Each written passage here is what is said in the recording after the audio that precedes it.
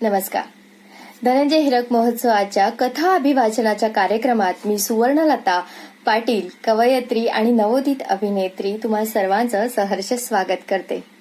Organ farming Shrikant Vartak लिखित ही कथा, या कथेचं अभिवाचन प्रथित यश लेखक श्री सुनील जावळे सर यांच्या वतीने आज मी तुमच्या समोर सादर करणार आहे. चला तर मग ऐकूया ऑर्गन फार्मिंग. सुकृत खांडेकरने दूरवर चढणीकडे दृष्टिक्षेप टाकला. आकाशात मळभ गोळा झाले होते. इंद्री चांदव्या ठिकाणावर पोहोचण्याचा विचारच अशक्य होता. पश्चिम घाटाच्या परिसरात 3-4 इंद्री चांदवा होते.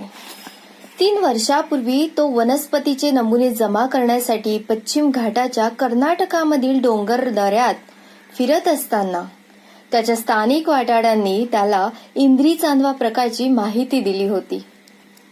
तो एक निसर्ग चमत्कारच होता.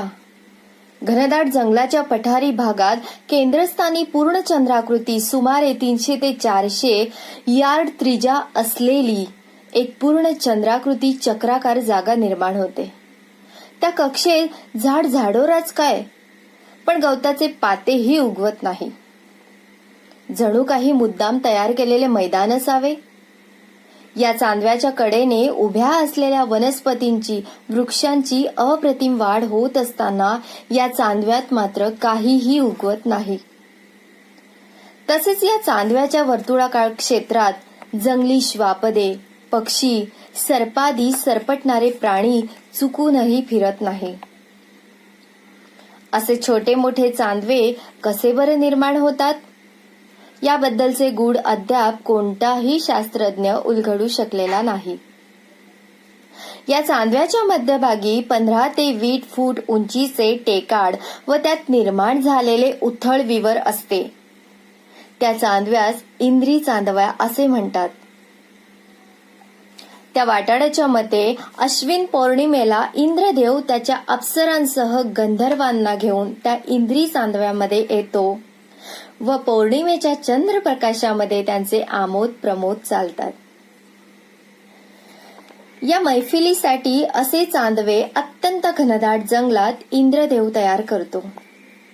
वारा या चांदव्यात वनस्पतीचे बी पसरवित नाही आणि असे बी अन्य प्रकारांनी आल्यास सूर्यदेव ते जाळून टाकतो.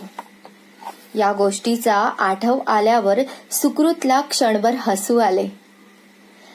आताच्या प्रकल्पासाठी प्रोफेसर रुद्रभानूंनी त्याची निवड केल्यावर त्यांनी यावेळचा प्रकल्प वनवास एखाद्या इंद्री चांदव्यास वास्तव्य करून पूर्ण करण्याचा संकल्प सोडला.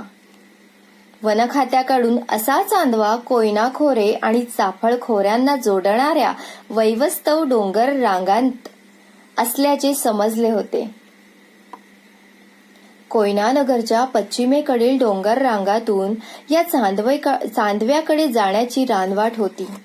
इंडियन बोटॅनिकल सर्व्हे कौन्सिलचे तात्पुरते कार्यालय पाटण येथे होते. त्यांच्याशी संपर्क ठेवणे कोयनानगरहून सोयीचे होते. मग सुकृतने फारसा विचार केला नाही. स्थानिक वाटाड्याच्या मदतीने त्याने इंद्री चांदव्याचे ठिकाण शोधूनच काढले व त्यातील टेकडावरच्या उथळ विवरामध्ये स्वतःचे बस्तान बसवले. डोंगराच्या खालच्या विस्तृत पठारावर वसलेल्या खेरडीवाडीतील एका घरून दररोज भाजी भाकरी पाठवण्याची व्यवस्था केली जाई. सुकृत दररोज सकाळी न्याहारी करून उरलेली भाकरी घेऊन दुर्मिळ वनौषधीच्या शोधार्थ बाहेर पडे व सायंकाळी चांदव्यावर परतत असे. तोपर्यंत भाजी भाकरीची शिदोरी खेरडेवाडीवरून आलेली असायची. नजीकच्या झऱ्यावर आंघोळ, चांदणी उगवण्याच्या सुमारास जेवण आणि नंतर ट्रान्झिस्टरवर कार्यक्रम ऐकत झोप अशी त्याची दिनचर्या असे. भ्रमंतीच्या दुसऱ्या दिवशी मात्र भटकंतीत सापडलेल्या वनौषधीचे वर्गीकरण, त्यांच्या नमुन्यांचे फोटो काढणे, त्या प्रिझर्व्ह करणे, त्यांची रेखाचित्र, तपशील याची टिप्पणी करणे हे काम चाले. आजच्या भ्रमंतीचा दिवस सुकृतला आनंददायक वाटत नव्हता.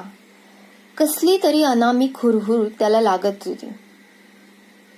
एकाच वेळी उत्साह तर क्षणात त्याचे रूपांतर उदासीमध्ये होत होते. आजची भ्रमंती रद्द करून आपण एक दिवस विश्रांती घ्यावी असा विचार त्याच्या मनात आला. पण त्याच्या जाज्वल कर्तव्य बुद्धीने त्याला चांदव्याच्या बाहेर काढलेच. पाठीवर उपकरणांची हॅवरसॅक टाकून सुकृत चांदव्यापासून सरळ सुमारे 1,500 फूट खोल दरीकडे वळला. त्याला आज भुताळ्या ओव्हळच्या परिसरातील दमट खबदाडीतील वनौषधीचा शोध घ्यायचा होता. दुपारपर्यंत फार महत्वाचे काही त्याच्या हाती लागले नाही. सूर्य आता मध्यान्ह रेषेवर आला होता. मळब दाटत होते. त्याने दिशा बदलून चढणीची पायवाट धरली. आता परतीच्या प्रवासास सुरुवात करायला हवी होती. मग त्याने दिशा बदलून चढणीची वाट धरली. बराचसा चढ चढून आल्यावर त्याला थकल्यासारखे वाटू लागले. समोरच ऐनाचा एक बलदंड महावृक्ष उभा होता. त्याच्या मागील कपारीतून पाण्याचा एक क्षण झिरपा पाझरत होता. सुकृतने ऐन वृक्षाच्या बुंद्याला हॅवरसॅक लटकवली. स्वतः बैठक जमवली. थर्मासमधील उरलेला कॉफीचा एक घोट घेताच त्याला जरा उत्साह वाटला. निरुद्देशपणे त्याने जवळ असलेला दगड उतरणीवर फेकण्याचा खेळ सुरू केला. फेकलेल्या एका दगडाने एका झुडूपवजा वनस्पतीला काहीसे बाजूला केले. सुकृतचा आपल्या डोळ्यावर विश्वास बसेना. अभावितपणे त्याच्या तोंडून उद्गार बाहेर पडला. बापरे सालेब! या भागात आतापर्यंत कधीही न आढळलेली दुर्मिळ वनौषधी. तो ताडकन उठला. त्याने 15 फूट उतरणीचा उतार काही क्षणातच पार केला व तो त्या वनौषधीच्या बेटाजवळ पोहोचला. होय, सालेपच. ऑर्चिस लॅटिफोलियाच की. डॉक्टर गुप्त्यांनी एका परिसंवाद वजा कार्यशाळेत या वनौषधीची माहिती सांगितलेली त्याला आठवली. सालेप संस्कृत नाव जीवन, बोटॅनिकल नाव आर्चिस लॅटिफोलिया, नॅचरल ऑर्डर ऑर्कायडी, बहुवर्षायू. पाणी सदाहरित, कंदमय मुळे, मूलस्थान निलगिरीच्या पर्वतरांगात उगविणारी. कंद पाण्यातले क्षार नष्ट करतात. अतिशय पौष्टिक अन्न. प्रौढ माणसात या कंदाचे 1 तोळा चूर्ण 36 तास भुकेची संवेदना होऊ देत नाही. इतक्या अल्प प्रमाणात असे जीव जगविणारे अन्न नाही. त्यामुळे या वनौषधी संस्कृत भाषेमध्ये जीवक हे नाव ठेवले गेले असावे. मेंदूस आणि मज्जातंतूस आलेला ताण तात्काळ नाहीसा करून प्रदीर्घ काळ झोप आणणारी ही एकमेव वनौषधी असे आयुर्वेदाचार्य सांगतात. सुकृतने मग वेळ घालवला नाही. तो तात्काळ कामास लागला. वेगवेगळ्या अँगल्स मधून त्याने सालेप वनौषधीच्या झुडपांचे असंख्य फोटो घेतले. ज्या स्थानावर सालेप नवौषधी आढळली ते ठिकाण नकाशामध्ये बॅरिंग्स घेऊन निश्चित केले. वेगवेगळ्या ॲपरूटर्स उपकरणांचा वापर करून सालेपचे झुडूप त्याच्या कंदमुळासह काळजीपूर्वक उकरून काढले. त्याच्यावर सॅम्पल प्रिझर्वेटिव्हचे फवारे मारून ते सॅम्पल प्लास्टिक बॅगमध्ये सील केले. महाराष्ट्रातील सह्याद्री डोंगर रांगांमध्ये ही वनौषधी सापडते हा शोधच अपूर्व होता. सुकृत विलक्षण सुखावला. त्याने सुपारीच्या आकाराचे 4 कंद हॅवरसॅकमध्ये टाकले. हा सर्व उद्योग संपवून तो भानावर आला. तोवर आकाशात चांगलेच मळब दाटून आले होते. उंच झाडांचे काहीशा वेगवान डवळणारे शेंडे पावसाची शक्यता सांगत होते. त्याने हॅवरसॅक पाठीवर घेतली. आता परतीच्या मार्गाला लागणार तोच. एका विशिष्ट वासाची संवेदना त्याच्या नाकाला जाणवली. त्याने मान वर करून प्रदीर्घ श्वास घेतला. किंचित करपलेल्या बटाट्याच्या वासासारखा सूक्ष्म गंध त्याला जाणवला. 2-3 तासातच प्रचंड वेगाने वारा वादळ येत असल्याचा रानातल्या चित्रक वृक्षांनी इतर वृक्षांना दिलेला तो क्रेमो सिग्नल म्हणजेच रासायनिक संदेश होता. सुकृतला केमोबायोलॉजीच्या तासाला प्रोफेसर अरविंद गोखल्यांनी क्रेमो सिग्नल बद्दलची सांगितलेली माहिती आठवली. दाट जंगलामध्ये वृक्षांमध्ये एक विशिष्ट प्रकारचे सिम्बायोसिस म्हणजे परस्पर सहकार्य असते. चित्रक, भारंभ, शमी इत्यादी काही वृक्षात निसर्गातील हवामान विषयक फेरफार, कीटक, बुरशी, विषाणू इत्यादींच्या साथी, हल्ले अशा आपत्तींबाबतची पूर्वसूचना निसर्गाकडून ग्रहण करण्याची क्षमता असते. अशा आपत्तींबद्दलच्या सूचना रानातील वृक्षांना कळविण्यासाठी ते आपल्या पर्णपेशीमध्ये रासायनिक बदल घडवून आणतात आणि हवेत चटकन सोडता येण्याजोगळी तीव्र वासांची रसायने हे वृक्ष हवेत सोडतात. वाऱ्याबरोबर हा रासायनिक संदेश म्हणजे क्रेमो सिग्नल रानभर पसरला जातो व सर्व रान येणाऱ्या संकटाला सामोरे जाण्यासाठी आपल्या पद्धतीने सिद्ध होते. वर्षानुवर्षे जंगलातल्या रहिवासाने सुकृतही आता या केमो सिग्नलशी परिचित होता. वादळ येण्याच्या आत इंद्री चांदवा गाठणे अशक्यच होते. सुकृत सर्व शक्तीनिशी डोंगर चढू लागला. त्याने इंद्री चांदव्यात प्रवेश करीपर्यंत वादळाने उग्र स्वरूप धारण केलेले होते. दिवसभराच्या शारीरिक श्रमाने आणि सालेफ वनौषधीच्या स्वतः शोध लावल्याने आलेल्या मानसिक उत्क्षुब्धतेने तो अतिशय थकून गेला होता. इतक्या सोसाट्याच्या वाऱ्यात दिवली लावणे अशक्यच होते.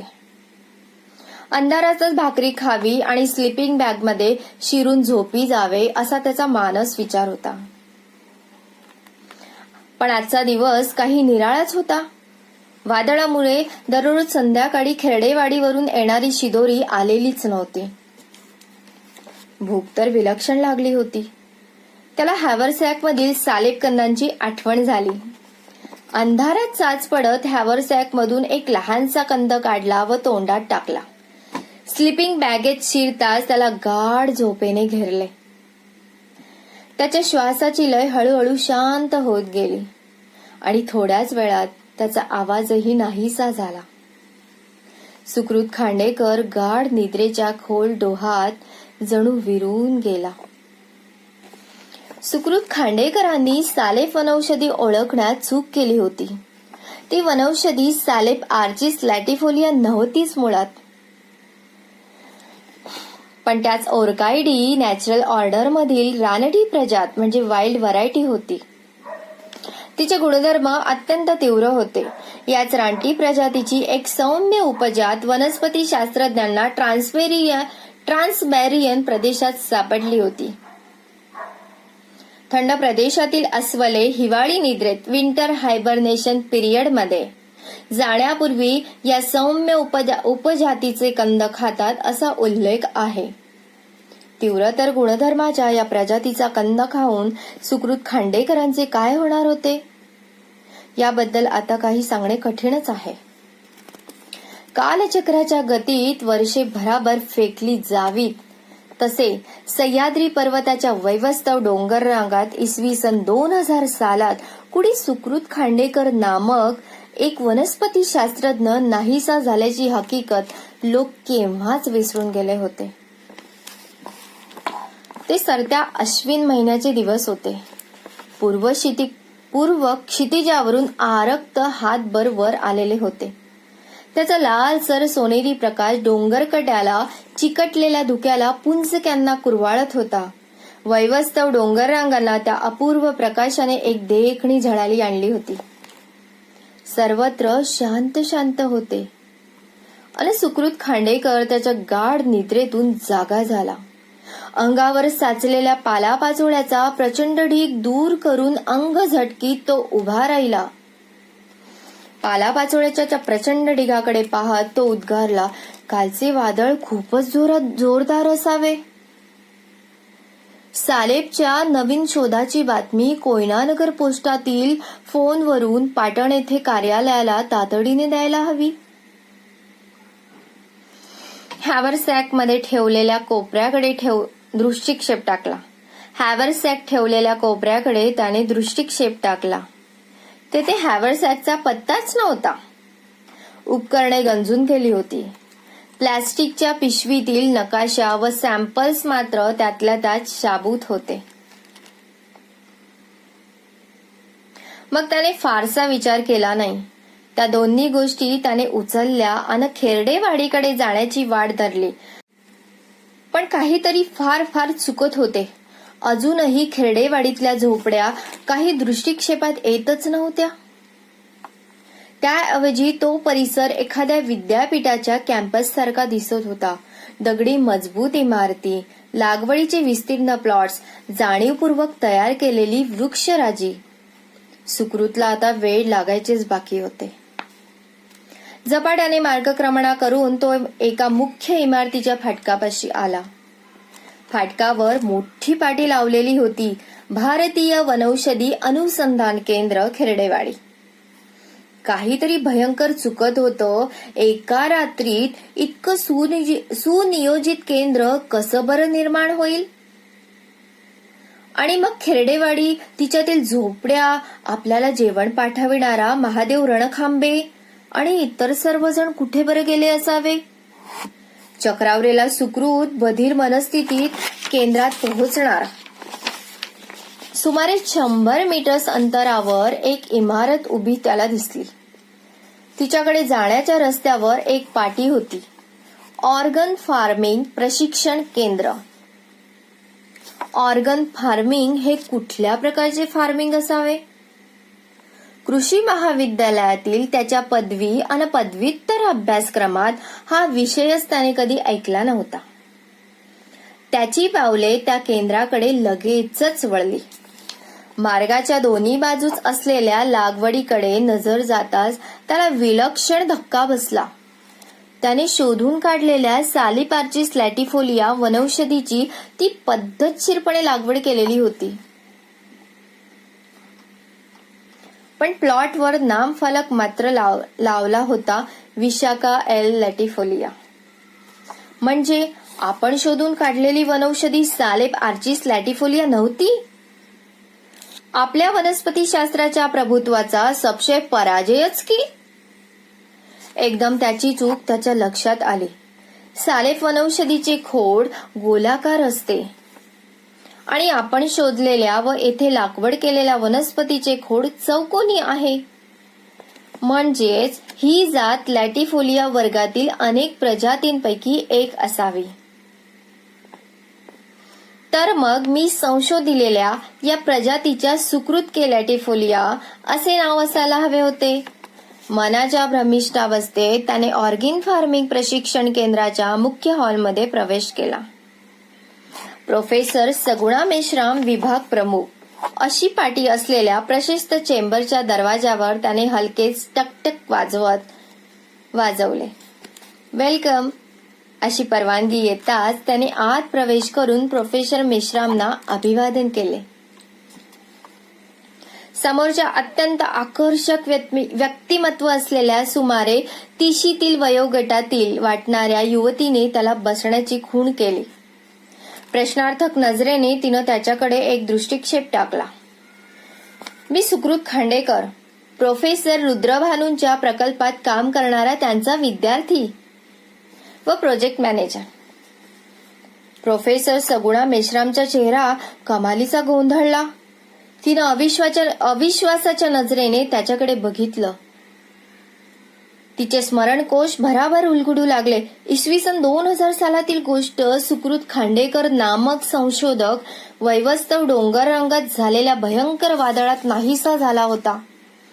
त्याचा शोध घेणाऱ्या शोध पथकात प्रोफेसर सगुणा मेश्रामचे प्रसिद्ध गिर्यारोहक चुलते मिलिंद मेश्राम होते. पण शोध निष्फळ ठरला. वाफ विरून जावी तसा सुकृत खांडेकर जणू निसर्गातच विरून गेला होता. तिला सर्व आठवले. आज बरोबर 15 वर्षांनी एक माणूस सरळ तिच्या चेंबरमध्ये येतो आणि ओळख देतो, मी सुकृत खांडेकर, हे कसं शक्य आहे? ती चटकन उठली. तिच्या संगणकावरील स्मृतिकोशातून ऑक्टोबर 2000 मधील दैनंदिन पुढारीचे अंक तपासायला तिने सुरुवात केली. दिनांक 28 ऑक्टोबरच्या अंकात तिला हवा होता तो संदर्भ सापडला.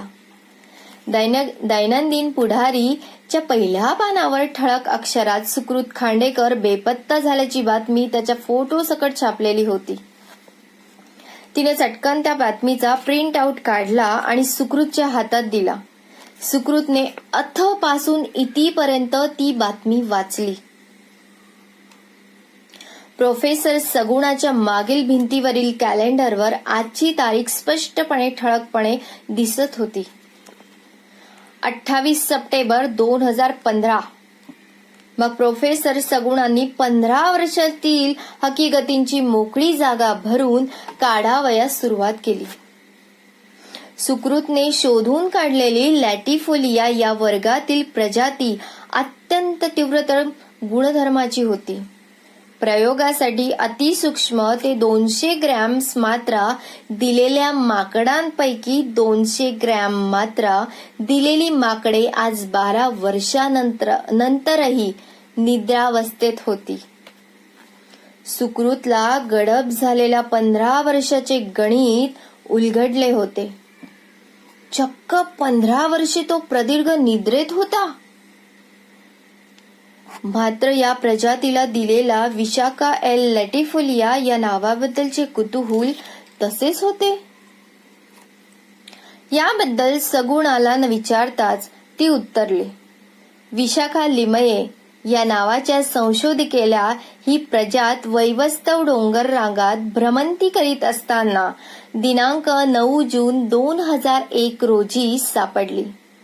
या वनौषधीच्या कंदावर इंडियन मेडिकल रिसर्च फाउंडेशन या अनिवासी भारतीयांच्या संस्थेने सखोल संशोधन करून मानसिक तणाव, रक्तदाब, वृद्धत्व प्रतिबंध इत्यादीवर अत्यंत गुणकारी औषधीची निर्मिती करून त्याची पेटंट्स घेतली.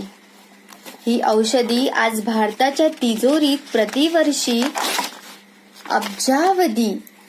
अक्षरशः अब्जावधी डॉलर्स ओतीत आहेत. त्यांनी आणलेल्या प्रचंड समृद्धीने गेल्या 15 वर्षात भारताचा संपूर्ण कायापालटच बदललेला आहे. तो विशाखा लिमयेचे या सन 2006 सालच्या डिसेंबर महिन्यात अपघाती निधन झाले. कृतज्ञतेच्या भावनेने राष्ट्राने तिचे नाव या प्रजातीला देऊन अमर केले. या प्रजातीच्या शोधाचा मान सुकृताचाच होता. पण त्या वादळी रात्री अतीव भुकेमुळे खाल्लेल्या कंदांनी त्याचा घात केला होता. विषादाच्या तीव्र धक्क्याने सुकृतला झांझावल्यासारखे झाले. वनस्पती संशोधक म्हणून त्याची करिअरच संपल्याचे त्याला प्रकर्षाने जाणवले. त्याला त्याच्या संशोधकाच्या मनोवृत्तीने विषादाच्या झटक्यातून लगेचच सावरले. अजून ऑर्गन फार्मिंगचे कुतूहल तसेच होते बर का. त्याने प्रोफेसर सगुणांना त्याबद्दल विचारताच त्या म्हणाल्या, इसवी सन 1995 ते 98च्या दरम्यान हॉस्टन येथील टेक्सास विद्यापीठाच्या अँडरसन कॅन्सर सेंटरमधील डॉक्टर विल्यम शार्लेट व रिचर्ड बेहरिंजर या शास्त्रज्ञांनी मस्तकविहीन उंदीर निर्माण केला होता. डीएनए रेणूमधील LIM1 या नावाचा जीन काढून टाकला. या विशिष्ट जीनला ऑर्गनायझर जीन असे नाव आहे. हा जीन इतर अनेक जीन्सना एकतर कार्यप्रवृत्त करतो किंवा पूर्णतः निष्क्रिय बनवतो. वाढत्या गर्भाच्या पुढील भागात असणाऱ्या पेशींना मस्तक बनवण्याची आज्ञा किंवा प्रेरणा हा जीन देतो. LIM1 हा जीन होमियो बॉक्स नावाच्या गटात मोडतो. उंदराच्या गर्भातील हा MIL1 जीन नष्ट करून शास्त्रज्ञांनी मस्तकविहीन उंदीर प्रयोगशाळेत तयार केला होता. मस्तकविहीन उंदराच्या अभ्यासावरून शास्त्रज्ञांनी 2004 सालच्या सुमारास मस्तकविहीन मानव तयार केला. हे तंत्र आता पूर्णपणे विकसित झालेले आहे. कृत्रिम राहणी, निसर्गापासून फारकत यामुळे आता हृदय, मूत्रपिंड, फुफ्फुस, नेत्रपटल इत्यादी मानवी अवयव पूर्णपणे निकामी होतात. सर्व जगात त्याचा तुटवडा भासतो. म्हणून कृत्रिम गर्भाशयात अशी मस्तकविहीन मानवी शरीरे निर्माण करून त्यांचे अवयव संबंधित रुग्णांना पुरवले जातात. महाराष्ट्रात अशी 20 केंद्रे उभारायची योजना आहे. त्यापैकी एका केंद्राच्या स्थापनेला मी शासनाकडे परवानगी मागितलेली आहे. या तंत्राला अवयव निर्मितीची शेती म्हणजेच ऑर्गन फार्मिंग असे म्हणतात. या शेतीचे तंत्रज्ञान माझा विभाग उद्योजकांना देतो. सुकृतच्या मनी आले, आता वनस्पती शास्त्रापासून आपण फारकत घ्यायचं ठरवलेलंच आहे. वयही आता 50शीलाच आलंय. उपजीविकेचं काहीतरी साधन तर हवंच ना. आपणच अवयव शेतीचा व्यवसाय स्वीकारायला काय बरं हरकत आहे. प्रोफेसर सगुणाला त्याने हा विचार सांगताच तिनेही त्याला प्रोत्साहन दिले. सुकृत MSc ऍग्रिकल्चर असल्याने अहर्तेचा प्रश्नच नव्हता. त्याचे प्रशिक्षण सुरू झाले. प्रशिक्षण काळात सुकृत आणि सगुणा एकमेकांच्या खूपच निकट आले. पण वयातील तफावत खूपच होती. तरीही त्या 30-35च्या दिसणाऱ्या युवतीला मागणी घालण्याचा मोह सुकृतला काही आवरला गेला नाही. त्यांनी प्रोफेसर सगुणेला मागणी घालण्याचे निश्चित केले. योग्य संधी मिळताच त्याने अत्यंत भावुकतेने तिला तो प्रश्न विचारलाच. शेवटी वयातील अंतर लक्षात घेऊनही मी तुला लग्नाची मागणी घालायचे धाडस करू का?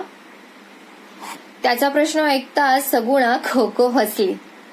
सुकृत एकदम वरमला.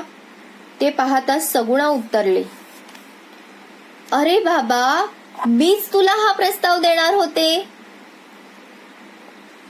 विशाखा एल लॅटिफोलिया या वनौषधीपासून तयार केलेले ग्रोईंग यंग हे वृद्धत्व निरोधक औषध मी नियमित घेते. अरे, तुझ्यापेक्षा फक्त 1 वर्षानेच मी लहान आहे. सुकृतला वाटलं आता आपल्याला चक्करच येणार की काय. अहमदाबाद मुंबई राष्ट्रीय द्रुतगती मार्गावरून जाताना वसई तालुक्यातील खानविडे गावाच्या डोंगर उतारावर तुम्हाला एक मोठी पाटी दिसेल. सगुणा सुकृत ऑर्गन फार्मिंग सेंटर. गरज पडली तर या ठिकाणी कोणताही अवयव तुम्हाला रोपणासाठी गॅरंटीसह मिळू शकेल. माझे नवे हृदयही तेथूनच घेऊन रोपण केलेले आहे बरं का. धन्यवाद.